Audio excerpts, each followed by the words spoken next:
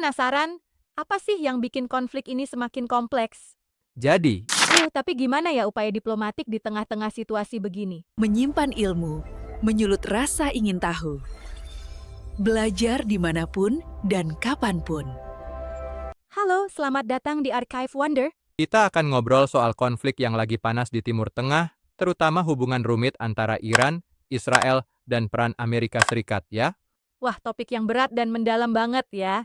Aku penasaran, apa sih yang bikin konflik ini semakin kompleks? Jadi, intinya kita lagi lihat pertarungan kekuasaan yang udah berlangsung lama dan berkembang lagi, terutama sejak pasca Ya, Perang Dingin. Di satu sisi, ada perubahan geopolitik yang drastis yang ngebentuk ulang peta kekuatan di Timur Tengah. oh ya, aku dengar kalau bekas ancaman seperti Uni Soviet dan Irak sudah nggak lagi jadi faktor pemersatu antara Iran dan Israel. Bener nggak? Betul sekali. Setelah Uni Soviet runtuh dan Irak jadi nggak sekuat dulu, Iran dan Israel masing-masing muncul sebagai kekuatan utama di kawasan itu. Ya, Ini jadi dasar kenapa konflik mereka makin intens, karena sekarang kedua negara itu punya ambisi yang besar. dan ngomongin ambisi, bagaimana dengan program nuklir Iran? Aku penasaran, karena katanya nih, Iran lagi ngejar kemampuan nuklir tapi dengan pertimbangan strategis? Iya, tepat. Jadi, Iran nampaknya mengejar keahlian nuklir, tapi mereka cuma mau punya kemampuan itu sebagai alat deterensi. Mereka sadar banget kalau senjata nuklir secara penuh bisa berdampak negatif, apalagi ngerusak klaim mereka sebagai kekuatan konvensional di kawasan. Menarik juga. Jadi mereka nggak pengen berlebihan karena takut kehilangan legitimasi regionalnya ya? Betul, setuju banget. Contohnya, waktu itu pada 1974, dua negara besar seperti Iran dan Mesir malah mendorong inisiatif Timur Tengah bebas nuklir. Mereka sadar kalau kawasan itu bakal merugi kalau jadi nuklir. Wah, situasinya jadi unik ya. Jadi tekanan sebenarnya datang dari ancaman Amerika Serikat yang dari perspektif Iran menjadi satu-satunya ancaman yang nggak punya cara efektif untuk dideterensi. Iya, dan disinilah pentingnya dinamika geopolitik. Amerika Serikat benar-benar jadi faktor yang membentuk agenda strategis di kawasan, apalagi karena pendekatan mereka yang cenderung militeristik akhir-akhir ini. Ngomong-ngomong soal pendekatan, aku nggak bisa nggak sebut adanya perdebatan internal di Israel. Ada yang bilang Israel lagi dalam kondisi paralisis strategis, kan? Betul, itu poin yang sangat menarik. Israel sebenarnya lagi kebingungan gitu, seolah-olah lagi operasi autopilot berdasarkan papan catur yang sudah nggak Ya, relevan lagi sama dinamika baru. Mereka seolah-olah masih berpikir seperti masa lampau, padahal kondisi sekarang udah berubah drastis. nah, aku juga dengar ada kritik dari mantan pejabat seperti Efraim Halevi dan Shlomo Benami yang bilang kalau sebenarnya Iran itu bisa dideterensi, ya? Iya, mereka menyuarakan pandangan yang ngasih harapan adanya opsi baru. Kalau kita bisa lihat bahwa Iran dapat dideterensi, mungkin bisa buka jalan untuk kebijakan yang lebih seimbang dan mengurangi tekanan buat Amerika. Tapi kan di sisi lain ada tekanan politik internal di Israel, di mana elemen garis keras justru mendukung untuk memperbesar konflik. Gimana pendapatmu soal itu? Nah, ini yang bikin situasi makin kompleks. Di Israel sendiri, ada perdebatan internal yang tajam. Ya, Ada pihak yang percaya kalau mempertahankan status quo atau malah memperbesar konflik itu strategis, alias karena kepentingan politik, misalnya buat para politisi seperti Netanyahu supaya karier politik mereka tetap aman. jadi semacam kontradiksi internal ya. Kalau satu sisi pengambil keputusan menginginkan kebijakan aman, tapi ada juga yang pengen konflik besar biar posisi mereka nggak terancam. Iya, bener banget. Dan ini juga jadi tantangan besar, karena kurangnya Ya, diplomasi. Kebijakan luar negeri sekarang lebih condong ke pendekatan militer, dengan strategi preemption yang bisa memicu eskalasi seperti tahun 1914 loh. wah, jadi kita bisa bilang kayak situasinya udah mirip-mirip dengan kondisi sebelum Perang Dunia I ya, penuh dengan ketegangan dan ketidakpastian. Iya, betul. Kalau nggak hati-hati, satu tindakan kecil bisa memicu gempar besar. Satu tembakan bisa jadi percikan api buat konflik yang lebih luas. Tapi gimana ya upaya diplomatik di tengah-tengah situasi begini? Aku dengar administrasi Biden sempat coba upaya di balik layar. Iya, Ada langkah dari administrasi Biden buat mencegah eskalasi, tapi secara keseluruhan, menurut beberapa pengamat, performa mereka masih kurang. Ya, Nilainya D atau F. Ini menunjukkan kalau diplomasi benar-benar diabaikan, malah lebih banyak angkat senjata itu. kok jadi nggak seimbang ya? Di satu sisi ada politisi di Israel yang justru mengambil sikap keras, sementara upaya diplomatik nasionalnya tetap rendah. Benar, ini yang bikin aku mikir. Sebenarnya, apakah diperhitungkan strategi jangka panjang?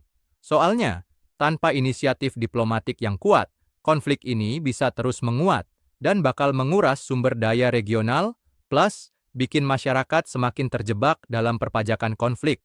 Aku setuju, tapi ada juga yang bilang kalau Iran berhasil didetrensi, maka mungkin ada celah baru untuk perubahan arah kebijakan, dan bisa jadi mengurangi tekanan buat semua pihak, termasuk Amerika. Iya, soal ini memang kontroversial. Ada suara optimis yang bilang, dengan pendekatan yang tepat, deteren nuklir Iran bisa dicapai, dan mungkin akan ada kebijakan baru yang lebih stabil untuk kawasan.